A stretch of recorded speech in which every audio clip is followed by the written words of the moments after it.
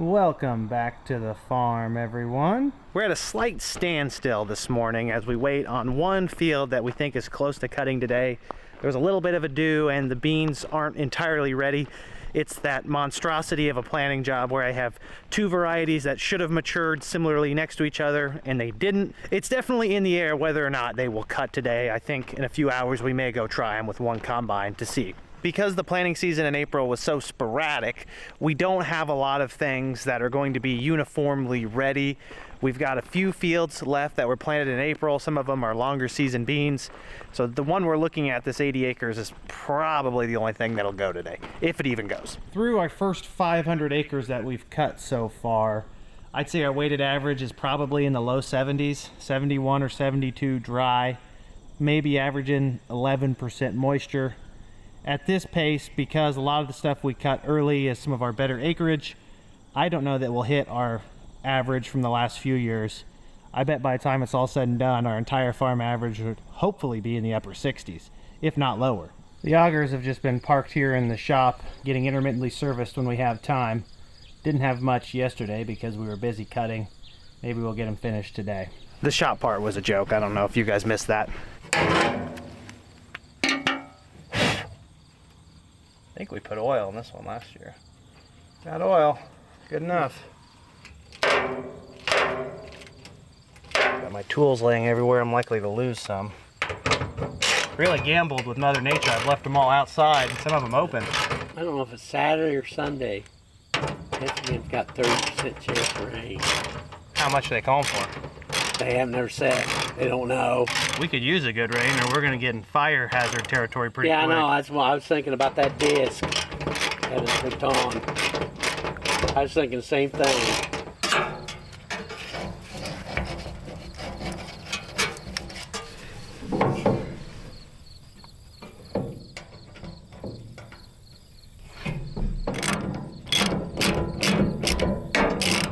Where did I leave my grease gun? It's over here on this side. Oh, that's a bad spot for it, Chris. Why don't we go ahead and run it, see if I can get these inside ones to take.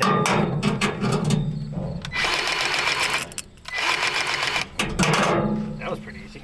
One of the zerks on the U-joint was worn out on top, probably from the grain going over it, so we had to replace it to get the U-joint to take grease.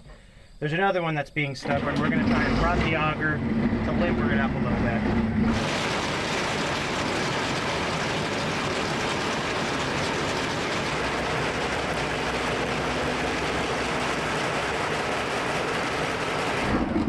Was the other one that loud when we ran it? They don't, because there's no bearings. It just rattles in the middle. Yeah. I guess I was in the tractor on the last one. This one sounded kind of loud. That's why you're supposed to change them before you let them get completely worn out. This could either go really well or we're going to end up replacing a U-joint. Yeah. But it was Jeff's idea, so. Didn't even move it. Got a bigger one? Yeah.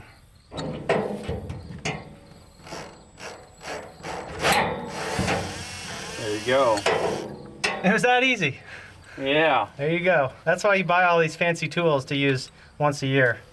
Not much left of that. We ought to probably put a lot of grease in this now, just in case I got shavings in it. Fancy tools to get it out, and then the flag to clean it out.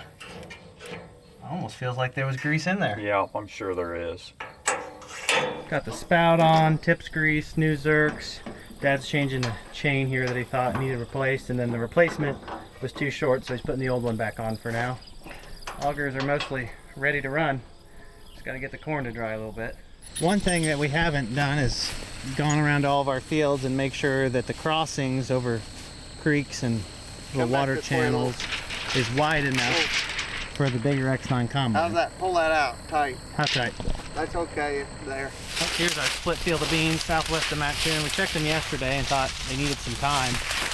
From the road, they look even farther along this morning.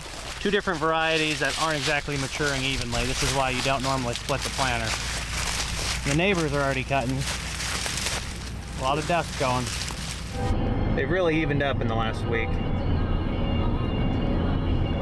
Just to be safe, we waited an extra hour, and then we're only going to take one combine for now to verify the moisture It's about 7 or 8 miles up the road. Probably going to cut, although we're not 100% sure, so we don't want to waste fuel going up there if we have to bring them both back. Our replacement clamp is supposed to be in today. Dad wants to change it. I think we're going to go ahead and try to cut beans and then maybe change it tomorrow because we don't have any other beans that look like they're going to cut. Don't really want this to come apart. He said one of them actually already loosened up a little bit on its own, so something's obviously wrong.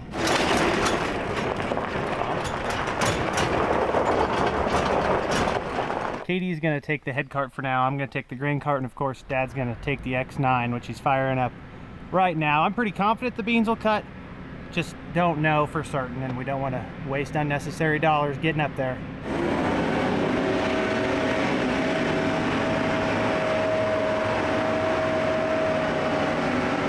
There's really no reason for me to leave too prematurely because the combine needs the head and to cut so I can get into the field. So I gotta at least wait for Katie to show up to drag the head up to the field.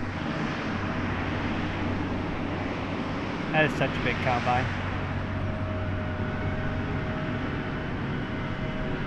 When he pulled this up, I thought it looked like it was bouncing, and there was definitely some settling that went on. We need a lesson on how to operate these. I thought we knew what we were doing with when you use the switch and the valve and lock it out and unlock it, yet it seems like we don't know anything at all. Oil in all the hubs. Looks like the cart is ready to go. Probably too early to grease it again. You can never really grease it too often. It's just a waste of grease. Though I did use probably a tube extra on the augers because I kept trying to get a grease zerk to take that wouldn't, and I would have been money ahead to just put new grease zerks on as opposed to wasting that much grease. That's a discussion for a different day. Just waiting on Katie still, and then I'm going to be on the road. Oh, Katie showed up, and Dad forgot to leave his wireless key fob that acts as the keys for the truck in the truck, so she had to run over to his house and get a spare. Classic Marty move there. Yes, the air conditioner is on full blast. It's another hot one today.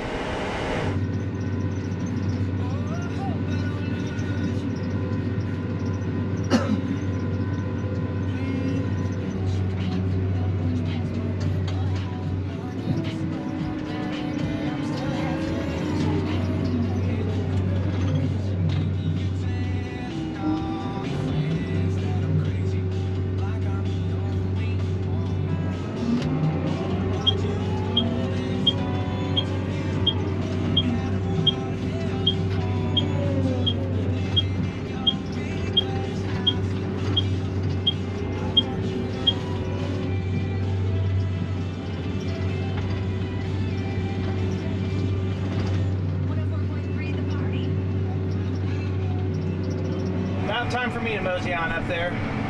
Probably get there and then immediately get sent home. The beans are turning fast.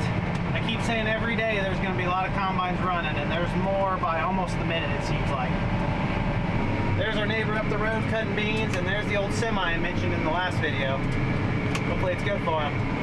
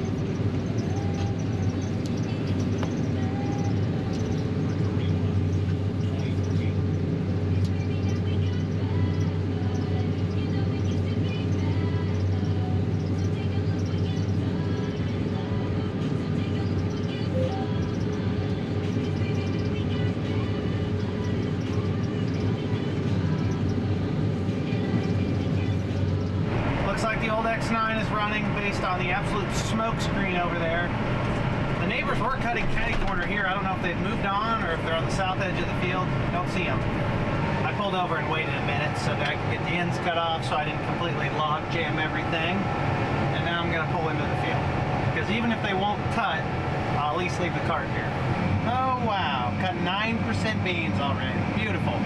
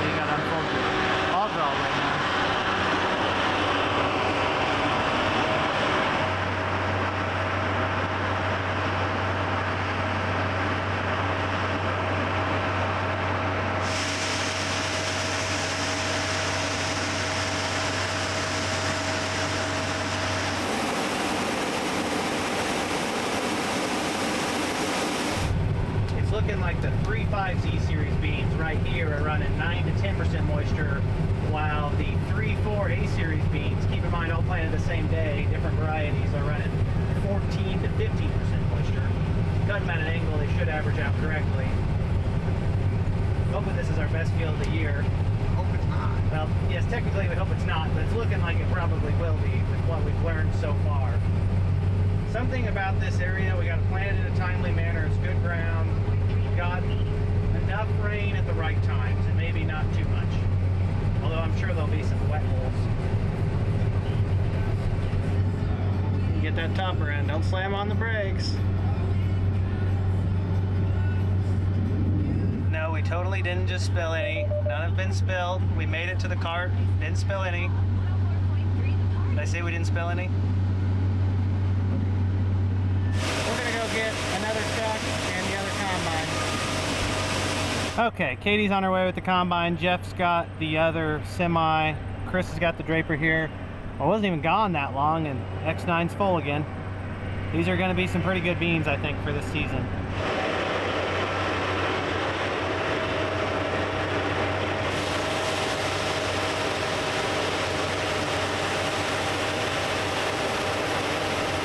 Technically it's my fault because I'm the grain cart operator, and although I wasn't here, I'm still responsible for catching the combine.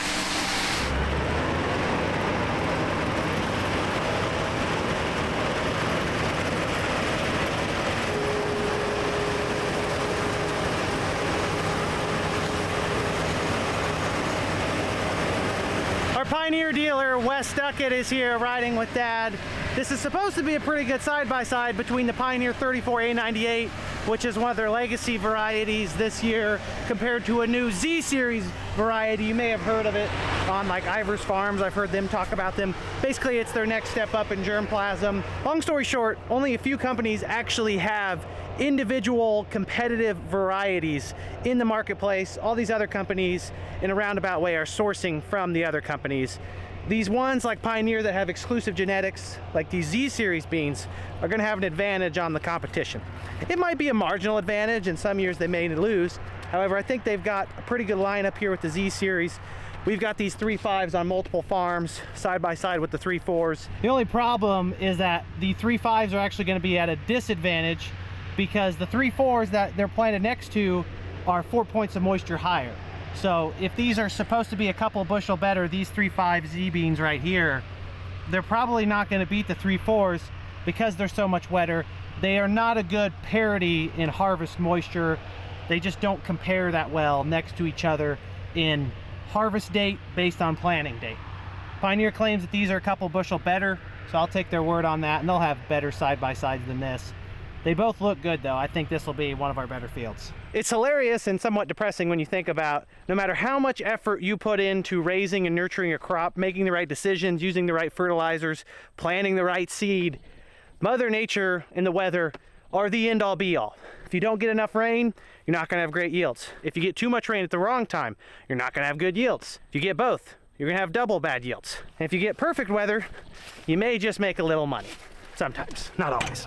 We're getting started, and here comes the cavalry across the road. I should be a good brother and get out and help her hook up to that. Never mind, don't have time for that. The X9's about full, go figure. Katie's got her draper on. Dad's about to run it over the top again. We're hitting the ground running, got 80 acres here, decent beans to cut. Let's go.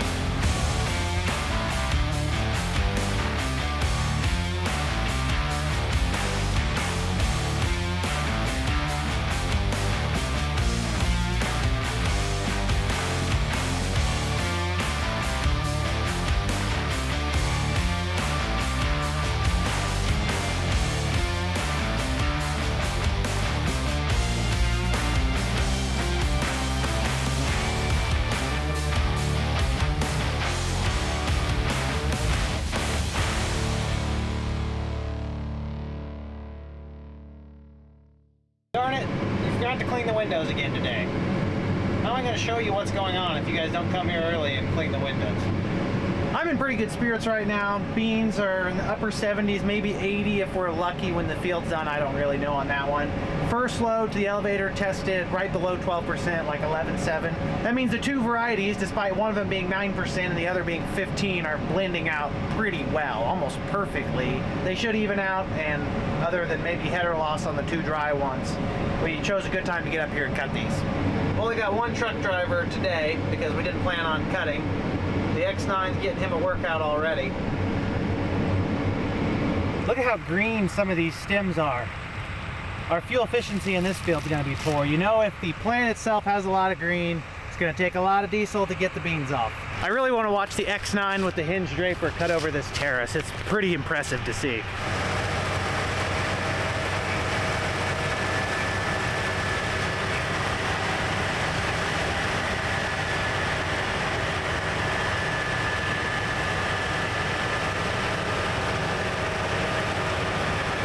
Doesn't look that impressive, actually. I overhyped that a little bit. Only got a little bit left here and then we'll be done.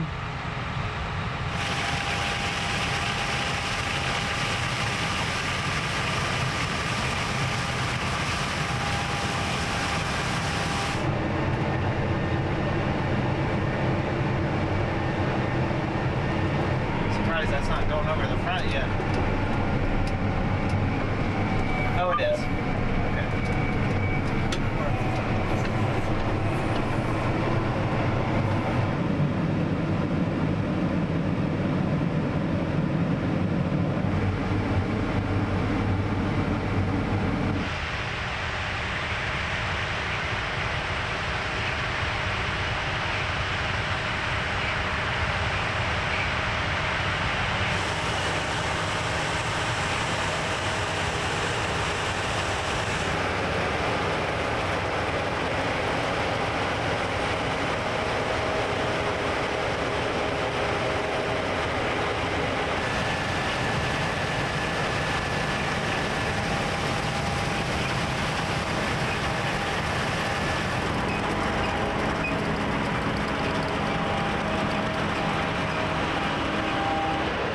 for 10 plants. It's about the principle. Probably won't even get them in the combine, but you gotta make the effort.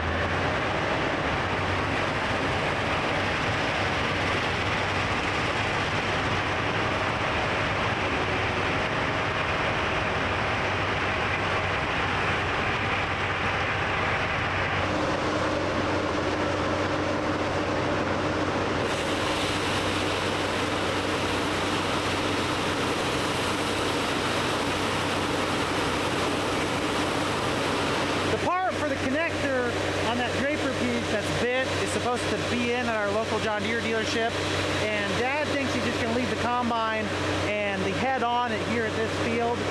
Easier to turn a wrench out here than in our stuff lot at home.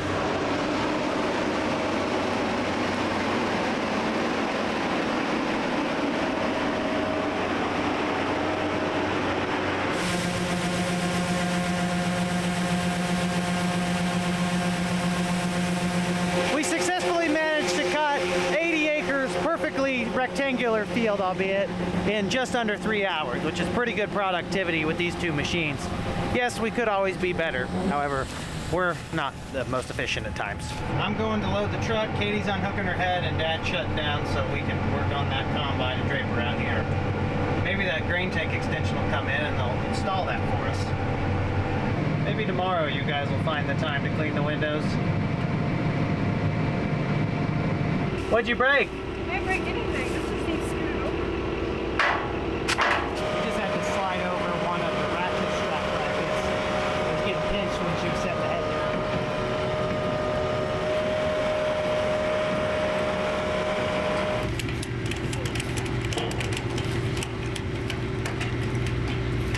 Let's see if that'll settle a little bit.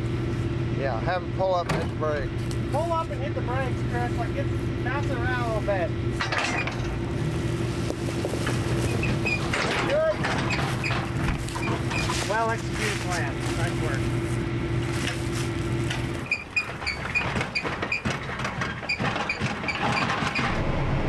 Last partial load, and then I'll have some final numbers on this field.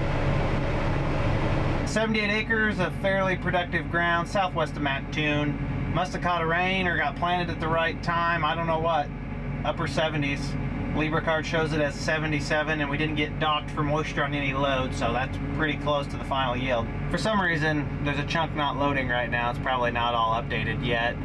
Seeing a similar trend, areas with a lot of water, like the terrace bottoms through here, pretty poor yields. We've got a lot of really productive farms that just don't have enough drainage infrastructure to be tremendous. This area right here drains off nicely. You're also seeing disparity between the two combines. Katie's S670 is really low this year on yield. I don't know what we need to calibrate. Dad's combine, the X9, was showing almost triple-digit yields in there in spots, at least 90 bushel beans, which is some of the highest top end we've seen so far. Good beans, and unfortunately probably some of the best beans we may cut for the rest of the season. It's been a beautiful evening to cut beans, not as hot as yesterday, which is probably in our favor. I ended up leaving the grain cart. I'm just going to take the truck in and call it quits for the night. Dad ended up taking the last loaded semi to the elevator. I think it's good for him to quench the need for speed occasionally. Combine's not the best place to do that. Our neighbors, the Currys, were cutting catty corner from us. They're in the same situation where they're pretty much out of dry beans. Talked to Ron a little bit ago. He switched over to some April planted corn.